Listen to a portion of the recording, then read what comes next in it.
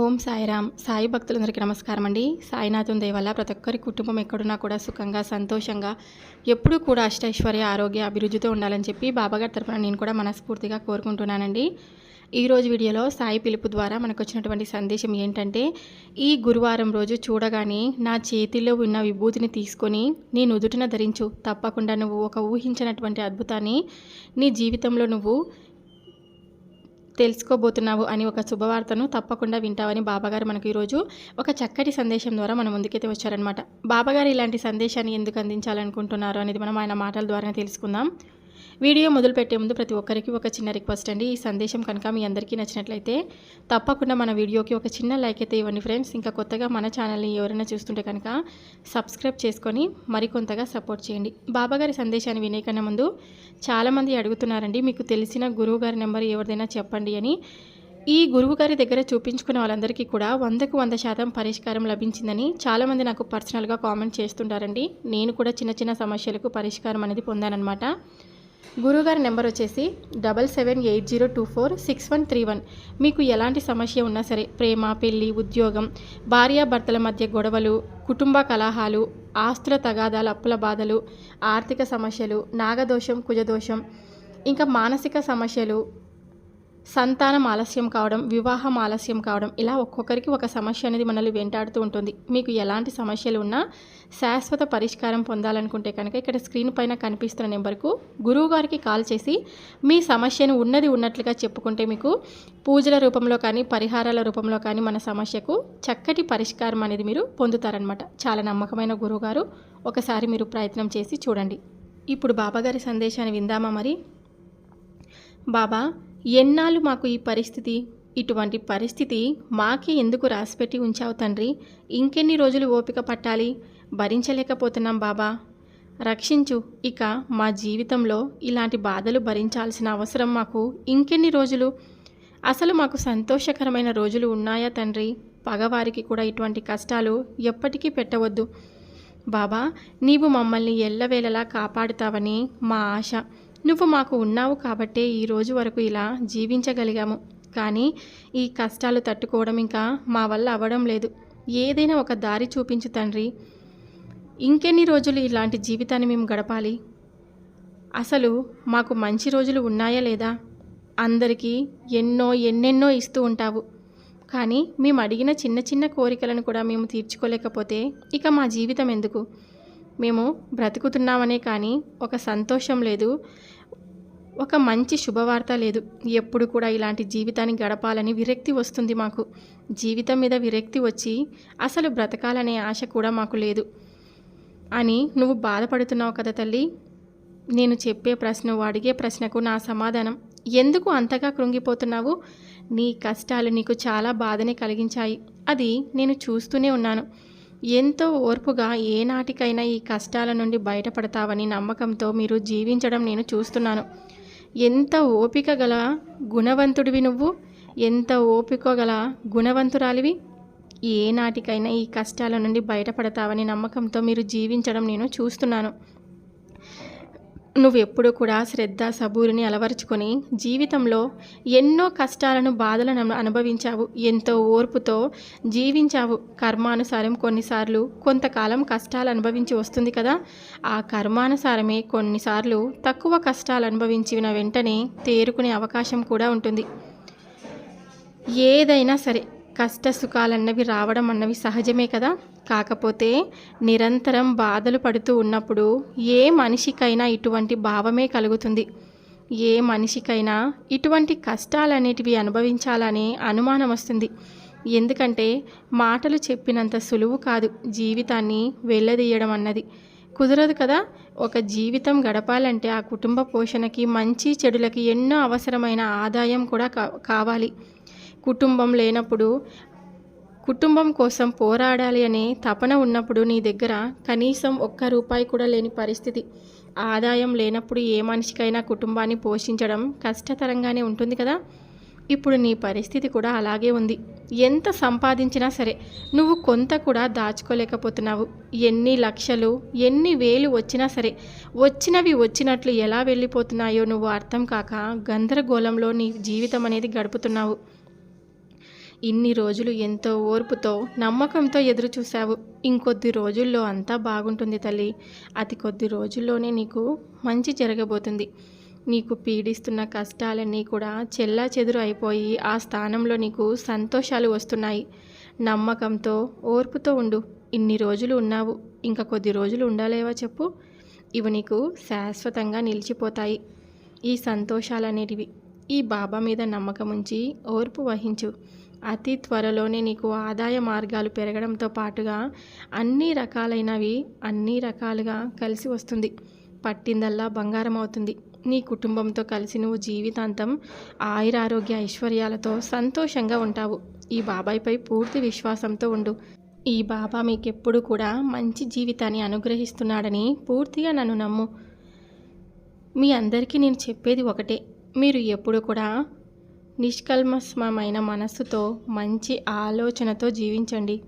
అవి మీకు మేలు చేస్తాయి, మీ సాటి వారికి మేలు చేస్తాయి. ఎప్పుడూ కూడా అవతల వారిని ఏ విధమైన మాటలతో బాధించవద్దు. మీకు వీలైతే 4 మంచి మాటలు చెప్పి వారిని ఆనందపరచండి. అది కూడా వీలు కాకపోతే వాళ్ళని బాధ పెట్టకుండా మాత్రం ఉండండి. అంతేకాని మీకు అంతా కూడా చక్కగా జరుగుతుంది కదా అని అవతల వారిని మాటలతో ఎప్పుడు కూడా నువ్వు బాధించకూడదు. మరి మీకు ఏం చేయడం ఇష్టం లేకపోతే మౌనంగా ఉండాలి. అది కూడా ఎంతో మేలు చేస్తుంది మీకు. అవతల వారిని కూడా మీరు మాట్లాడే మాటల వల్ల వారి మనస్సు చాలా నొచ్చుకుంటుంది కదా. ఒక్కసారైనా మీరు అనుభవిస్తే కదా తెలిసేది. అటువంటి పనులు కూడా మీకు పాపకర్మలనే తెచ్చిపెడతాయి. ఎదుటి వారికి సహాయపడడంలో ఉన్న ఆనందం ఒకసారి మీరు అనుభవించి చూడండి. అది ఎంతో ప్రశాంతతని ఇస్తుంది. ఏదో ఒక సమయాన ఆ సహాయం మీకు లాభం చేకూరుస్తుంది. మీరు చేసింది ఇసుక రేణువంత అయినా సరే మీకు అది కొండంత పెరిగి తిరిగి మీకు చేరుతుంది. అది పాపమైనా సరే పుణ్యమైనా సరే మీరు ఏది చేస్తే అది మీరు పొందుతారు. చాలామంది అనుకుంటూ ఉంటారు, మేము చేసే పాపాలను ఆ భగవంతుడు చూడట్లేదు అని. అలా ఎప్పటికీ కూడా అనుకోవద్దు. నువ్వు ఏ పని చేసినా సరే నువ్వు నీ అడుగడుగునో భగవంతుడు ప్రతి క్షణం గమనిస్తూనే ఉంటాడు. మీ ఇష్టం. మంచి చేస్తే మీరు మంచిని పొందుతారు, చెడు చేస్తే చెడు పొందుతారు కదా. ఇక మీకే వదిలేస్తున్నాను. మీరు ఏ పనులు చేస్తే మీరు సంతోషంగా ఉండగలరు, ఏ పనులు చేయడం వల్ల మీరు నష్టపోతారని ఆ పనులన్నీ నేను మీకే అప్పగిస్తున్నాను. నేను ఈ విధంగా అన్నప్పుడు మీకు అనిపిస్తుంది కదా, చెడ్డవారందరూ బాగానే ఉన్నారు కదా బాబా, వారు చక్కగా మంచి జీవితం అనుభవిస్తూ ఉన్నారే, జీవితంని ఎప్పుడూ కూడా చక్కగా ఉంటున్నారు. మీరు అనుకున్నది మీకు కనిపించేది, మీరు చూసిన దాన్ని బట్టి మీరు మాట్లాడుతున్నారు. దేనికైనా సమయం వస్తుంది కదా, అప్పుడు మీకే తెలుస్తుంది మంచివారిగా బ్రతికిన వారు ఎలా ఉన్నారు, చెడ్డవారిగా బ్రతికిన వారు ఎలా ఉన్నారన్నది కొంతకాలంలో మీకు అవగతమవుతుంది. నిజంగా కదా, బాబా చెప్పింది నిజమే. ఎలాంటి కర్మలకు అలాంటి శిక్షలు అనుభవించక తప్పదు. మనం చేసిన పాపకర్మలను బట్టి మనకు ఇలాంటి జీవితాన్ని మనం అనుభవిస్తున్నామని మనం తప్పకుండా తెలుసుకోవాలి. మీ అందరికీ మంచి మనసు కలిగి నలుగురికి సహాయపడే గుణం అలవాటు అవ్వాలని, అందులోనే ఆనందం పొందుతూ మీరు కూడా జీవితంలో ఎంతో మంచి స్థాయికి వెళ్ళాలని నా ఆశీస్సులు మీకు అందిస్తున్నాను. మీ ఇంట ఖచ్చితంగా ఒక శుభకార్యం జరగబోతుంది. ఎన్నో రోజులుగా మీరు ఎదురు చూస్తున్నటువంటి శుభకార్యం తప్పకుండా నెరవేరుతుంది. అది ఇంకెప్పుడో కాదు, కొద్ది రోజుల్లోనే మీ జీవితంలో ఒక ఊహించినటువంటి శుభవార్తను నువ్వు తప్పకుండా ఉంటావు. నీ చేతి నిండా డబ్బు ఉండి కూడా నువ్వు కొనుగోలు చేయాలనుకునేవి కొనుగోలు చేసుకోలేకపోతున్నావు కదా. ఇప్పటికే ఎన్నోసార్లు ప్రయత్నం చేసి విఫలమయ్యావు. నీకు మనస్సులో ఇక విరక్తి కలిగి ఆ ప్రయత్నం మానుకుందామని అనుకుంటున్నావు. కానీ నువ్వు కొనాలనుకున్నది నీకు ఎంతో ముఖ్యమైనది, ఇష్టమైనది కూడా. పోనీ దానికి సరిపడా ధనం లేదా అనుకుంటే నువ్వు ఎంతో జాగ్రత్తగా దానికి అవసరమైన ధనాన్ని కూడా పోగు చేసుకున్నావు. అయినను అది కొనలేకపోతున్నావు. నువ్వు కొనాలనుకున్నది సమాజంలో నీ గౌరవం పెరగడానికి ఉపయోగపడుతుంది. అది నీలో ఆత్మస్థైర్యాన్ని పెంచుతుంది. అందుకనే నువ్వు అంతగా అది కొనాలని అనుకుంటున్నావు. అయితే నువ్వు ఇప్పటి వరకు ప్రయత్నించావు, కానీ సరైన సమయంలో ప్రయత్నించలేదు. సమయం అనుకూలంగా లేకపోవడంతో నీకు ఆ పని అవ్వడం లేదు. ఒకవేళ నీకు ఆ పని పూర్తయి ఉంటే కనుక నువ్వు కొనినది నీ నుంచి దూరం అయ్యే ప్రమాదం కూడా ఉంది. అందుకని ఇన్ని రోజుల్లో నేను నీకు ఆ పని జరగకుండా ఆపాను. అది ఏ సమయంలో నీ దగ్గరకు వస్తే జీవితాంతం నిన్ను అంటిపెట్టుకొని ఉంటుందో ఆ సమయంలోనే నీకు అంతా అది లభించాలని నా తాపత్రయం. అందుకని ఇన్ని రోజులు నువ్వు ఎంత బాధ పడుతున్నా కూడా నేను పని జరగనివ్వలేదు. ఎందుకంటే నా బిడ్డల రక్షణ కొరకు, నా పిల్లల సంతోషం నాకు ముఖ్యం కాబట్టి. ఒకరోజు ఆలస్యమైన అవ్వచ్చు, కానీ నువ్వు కోరుకున్న దానికంటే ఇంకా మంచిది నీకు లభిస్తుంది. అందుకని ఇన్ని రోజులు నిన్ను ఆపాను. ఇప్పుడు నీకు మంచి సమయం వచ్చింది. అది ఏ రోజు నువ్వు కొనుగోలు చేయాలో నేనే చెప్తాను. ఆ రోజు నువ్వు వెళ్ళి దాన్ని కొనుగోలు చేసుకొని తెచ్చుకో. అది నీకు జీవితాంతం ఉంటుంది. ఎందుకంటే ఇక నీకు ఒక శుభ సమయం ఆసన్నమైనది కూడా. అదే నువ్వు ప్రయత్నించిన వెంటనే కనుక నువ్వు అది కొని ఉంటే అది నీ నుండి వెంటనే దూరం అయిపోయేది. అందుకని ఆపాను. ఇక నువ్వు కొనేది ఏదైనా సరే నీతోనే ఉంటుంది. నువ్వు నేను చెప్పిన రోజున కనుక అనుకున్నది కొనగలిగితే ఇకపై నువ్వు ఎప్పుడు కూడా ఏది కొనుక్కోవాలనుకున్నా వెంటనే దానికి ధనం సమకూరుతుంది. అది ఏ రోజన్నది నీకు ఖచ్చితంగా చెప్తాను. ఈ గురువారం రోజున నువ్వు ఆ పనిని ప్రారంభించు. నువ్వు ఏదైతే కొనాలని అనుకుంటున్నావో ఆ పనికి నువ్వు పునాది వేసుకో. తప్పకుండా నీకు మంచి రోజు అనేది ఉంది కాబట్టి ఆ పని నెరవేరుతుంది. నువ్వు ఎంతో కలిసి వచ్చే రోజు అది. నీకు అన్ని విధాల లాభదాయకంగా ఉంటుంది కనుక నువ్వు కొనుగోలు చేయాలనుకున్నది ఏదైనా సరే ఆ రోజు వెళ్ళి కొనుగోలు చేసుకో. నీకు అంతా మంచి జరిగి ఇకపై నువ్వు సంతోషంగా ఉండాలని నా ఆశీస్సులు నీకు అందిస్తున్నాను. జీవితంలో సంతోషమయం చేసుకోవడానికి ఎన్నో రకాల పనులు చేస్తూ ఉంటారు. కానీ ఈ బాబా చెప్పిన దారిలో వెళ్తే కనుక నువ్వు ఖచ్చితంగా అన్ని సుఖాలను అనుభవిస్తావు. మరి విపరీతమైన అప్పుల్లో కూరుకుపోయి చాలా ఇబ్బందులు పడుతున్నావు. ఆ అప్పుల బాధ నుండి కూడా నీకు నీ సమస్యలన్నిటికీ కూడా పరిష్కారం అనేది నేను లభించేలా చేస్తాను. నువ్వు ఖచ్చితంగా నీ జీవితంలో ఊహించినటువంటి ధనాన్ని, సంపాదనను అనుభవించక తప్పదు. ఖచ్చితంగా నువ్వు మంచి జీవితాన్ని అనుభవిస్తావు. ఏదైనా విజయం సాధించాలంటే ప్రయత్నం అన్నది ఎంత అవసరమో ఓర్పు, సహనం అన్నది కూడా అంతే అవసరం కదా. ఏదైనా సరే నువ్వే మొదలు పెట్టగానే విజయ తీరాలు చేరిపోయి నిన్ను పై స్థాయిలో కూర్చోబెట్టదు. నువ్వు ఏ పని మొదలు పెట్టినా మొదట ఒక్కొక్క అడుగుతోనే ముందుకు వెళ్తుంది కాదు. నేను కష్టపడడం మొదలుపెట్టి పెట్టగానే నేను అనుకున్నది ఫలితాలు నా చేతికి అందాలని అనుకుంటే అది ఎన్నటికీ అత్యాశ అవుతుంది కదా. ఒకవేళ అలా జరిగిన వారిని ఎవరినైనా నువ్వు చూస్తుంటే అది న్యాయబద్ధమైన శ్రమ కాదు. దాని వెనక వారు ఏదైనా తీరులో ఎన్నో అన్యాయమైన పనులు, అక్రమైన చర్యలు చేసి ఉంటారు. అలా ఉండి ఉంటాయి కాబట్టి వాళ్ళు ధనాన్ని ఎక్కువ పోగేసుకొని ఉంటారు. దర్జాగా, ఆర్భాటంగా పైనకి కనిపిస్తూ ఉంటారు. కానీ వాళ్ళ మనసులో ఉన్నదంతా ఎంతో రకమైన బాధను అనుభవిస్తూ ఉంటారు. మేము ఇలాంటి డబ్బును సంపాదించినా కూడా మాకు దేవుడు మంచి ఆరోగ్యాన్ని కానీ మంచి జీవితాన్ని కూడా ప్రసాదించలేదు. మేము ఇంత డబ్బు సంపాదించుకొని ఏమీ తినలేకపోతున్నాం. మేము ఏం చేయగలం చెప్పు? ఎంత ఉన్నా ఏం లాభం అనే మనశ్శాంతిని వాళ్ళు పొందలేకపోతుంటారు. అలాంటి జీవితాన్ని అనుభవిస్తూ ఉంటారు. అటువంటి వారే అతి సులువుగా సంపాదన మార్గం పెంచుకోగలరు. కానీ అది నువ్వు అనుకున్నంత సులువు కాదు, మంచిది కూడా కాదు. అది ఎంత త్వరగా వారి చేతికి అందిందో అంత త్వరగా వారి నుంచి వెళ్ళిపోతుంది. అలాగే వారిని నలుగురిలో హీనులను చేస్తుంది. కానీ నిజాయితీగా శ్రమించే వాడికి విజయం రావడం కాస్త ఆలస్యమైనా కావచ్చు. అది వాడికి జీవితాంతం అంటి పెట్టుకొని ఉంటుంది. ఇది గుర్తుపెట్టుకో. నలుగురిలోని అటువంటి వాడికి పేరు ప్రతిష్టలు కూడా లభిస్తాయి, గౌరవ మర్యాదలు లభిస్తాయి. నువ్వు అనుకుంటున్నది నిజమే. ఇప్పుడు ఎవరైనా ధనమే చూస్తున్నారు. నిజాయితీగా ఉండేవారిని ఎవరూ పట్టించుకోరు. వారు ఎలా సంపాదించినా ఏమిటి, ధనవంతుడైతేనే అందరూ గౌరవిస్తారని అనుకోవచ్చు. కానీ అది ఎంతవరకు ఆ గౌరవం ఉంటుందో నీకు తెలుసా? వాడి దగ్గర డబ్బు ఉన్నంతవరకే. ఏదైనా చెడ్డ పేరు వచ్చి వాడి ధనహీనుడైతే ఆ క్షణమే వాడి నుండి అందరూ దూరంగా వెళ్తారు. కానీ నీతి నిజాయితీతో నిలబడిన వాడు మొదట ఎవరు అండగా లేకపోయినా, అండదండలు ఎప్పుడూ లేకపోయినా వాడు ఒక్కొక్క మెట్టు ఎక్కుతూ ఒక మంచి స్థాయికి చేరి నలుగురిలో గౌరవ మర్యాదలు తెచ్చుకున్నప్పుడు ఆ గౌరవ మర్యాదలతో పాటుగా పేరు ప్రతిష్టలు కూడా, అలాగే వారిపైన ఉన్న గౌరవం ఎన్నటికీ అలాగే ఉండిపోతుంది. కావున నువ్వు నీ ప్రయత్నం కొనసాగిస్తూ మధ్య మధ్యలో ఏవేవో ఆలోచనతో ప్రయత్నం ఆపడం చేయకు. దానివలన మరింత ఆలస్యం అవుతుంది, కానీ ప్రయోజనం ఉండదు. నువ్వు నీ పనిలోనే సర్వస్వం చూసుకో. నువ్వు అనుకున్న విజయ తీరాలు అతి త్వరలోనే చేరుతావు. జీవితాంతం సుఖ సంతోషాలతో జీవిస్తావు. నువ్వు, నీ కుటుంబం ఎప్పుడు కూడా సంతోషంగా ఉంటారు. దయచేసి ఎవరిని బాధ పెట్టే పనులు చెయ్యొద్దు. ఎవరిని సంతోషపెట్టాలి అని నీకు చేతనైతే అలా ఉండు, లేకపోతే మౌనంగా ఉంటే చాలు. మనసు నిగ్రహంలో ఉంచుకోవడం అన్నది ఎంతో సాధన చేస్తే కానీ వచ్చే అలవాటు కాదు. నీవు పడిన ఇబ్బందులు, నీ పరిస్థితులతో దృష్ట్యా నీకు ఆ స్వభావం సహజంగానే వచ్చింది. నీవు ప్రతి కోరికను మనసులో దాచుకుంటూ నీ మనసుని నీ ఆధీనంలో ఉంచుకుంటున్నావు. ఎందుకంటే చూసిన ప్రతి వస్తువు వెనుక పరుగులు పెట్టే స్థాయి స్తోమత నీకు లేదు. ఆ విషయం నీకు కూడా తెలుసు. నిజమే, నువ్వు ఎన్నో కోరికలను అణచిపెట్టుకొని జీవితంలో గడుపుతున్నావు. జీవితంలో ఎదగడానికి ఎన్నో ప్రయత్నాలు చేస్తూ ఉన్నావు. నీవు అనుకున్న స్థాయికి ఎదిగే వరకు నువ్వు కోరుకున్న కోరికలన్నీ అదుపులో పెట్టాలని ప్రయత్నం చేస్తూనే ఉన్నావు. అలాగే ఆ ప్రయత్నంలో విజయం సాధించావు కూడా. ఇక నువ్వు సాధించవలసింది మీ ఆర్థిక పరిస్థితిని పెంచుకోవడమే. దానికోసం నువ్వు ప్రయత్నాలు అయితే మొదలుపెట్టి చాలా రోజులైంది, కానీ ఇప్పటి వరకు ఎటువంటి ప్రయోజనం కనిపించలేదు.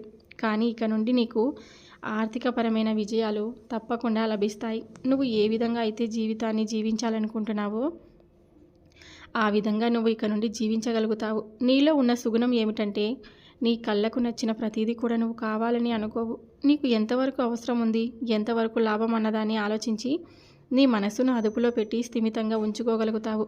ఇతరులు చూసి నువ్వు ఎప్పుడు కూడా బాధపడవు. అలాంటి వస్తువులను నేను ధరించలేకపోతున్నానే, అలాంటి జీవితాన్ని నేను గడపలేకపోతున్నానే అని నువ్వు ఎప్పుడు కూడా అనుకోవు. ఉన్న దానితో సంతృప్తి చెందే గుణవంతురాలివి నువ్వు. అయితే మానవ జన్మను ఎత్తిన తర్వాత మనిషి కోరికలు సహజమే. అలాగే ఆ కోరిక నెరవేరినప్పుడు మనసుకు కూడా బాధ కూడా సహజమే కదా. ఎంత కాదనుకున్నా నీకు కూడా బాధ ఉంటుంది. ఇకపై నువ్వు ఎటువంటి బాధపడన అవసరం లేదు. నీకు ఆర్థిక విజయం లభించబోతుంది. ఆర్థికంగా నువ్వు ఒక మంచి స్థాయికి చేరబోతున్నావమ్మా. ఇన్నాళ్ళుగా నువ్వు అదుపులో ఉంచుకున్న నీ మనసుకి కాస్త ఉపశమనం అయితే తప్పకుండా లభిస్తుంది. ఎందుకంటే నీకు ఇప్పుడు ధనానికి లోటు ఉండదు కనుక. అత్యవసరమైనది నీకు సంతోషం కలిగించేది ఏదైనా సరే నువ్వు ఆనందంగా కొనుక్కునే శక్తిని నీకు ఇకపై ఆ భగవంతుడు ప్రసాదిస్తాడు. కనుక నీవు ఇక నుండి సంతోషంగా జీవించు. నీకు ఎల్లప్పుడూ కూడా సంతోషకరమైన జీవితాన్ని నేను ప్రసాదిస్తాను. తప్పకుండా నువ్వు ఏదైతే అనుకుంటున్నావో అది నీకు చేరే తీరుతుంది. ఇదిగో తీసుకో, నువ్వు ఇన్ని రోజులు కోల్పోయినవన్నీ నీకు అందిస్తున్నాను. ఇక నీ యొక్క కష్టాలు తొలగిపోయి సుఖంగా జీవిస్తావు. నీ కుటుంబానికి ఇవ్వాలని కలుగుతున్న ప్రతిదీ అందించు. వారి ఆనందం చూసి మురిసిపో. కల్మషం లేని నీ మనస్తత్వం నాకు ఎంతో ఇష్టం. నువ్వు అడిగే ప్రతి కోరిక కూడా న్యాయమైనది. అన్నిటికంటే నువ్వు ఏది కోరుకున్నా మనసులో ఉన్నది ఉన్నట్లు చెప్తావు. నన్ను ఎంతగానో నమ్మిన నీకు కూడా అంతా మంచి జరుగుతుంది. నీ దగ్గర నాకు ఇవ్వడానికి ఏమీ లేదని, ఏ కానుక ఇవ్వలేకపోతున్నానని అనుకుంటున్నావు కదూ. నువ్వు నాకు ఏమీ ఇవ్వనవసరం లేదు. నేనే నీకు సమస్తం సమకూరుస్తాను. అప్పుడు నీకేం కావాలో నేనే అడుగుతాను. నాకేమి కావాలో నేనే అడిగి తీసుకుంటాను. నీ నుంచి నాకు ఏమీ అవసరం లేదు. శ్రద్ధ సబూరిని అలవర్చుకొని జీవితంలో సంతోషంగా ఉండడమే నాకు కావలసింది. ఏదైనా సరే మీ నుంచి నేను ఆశించేది కూడా అదే.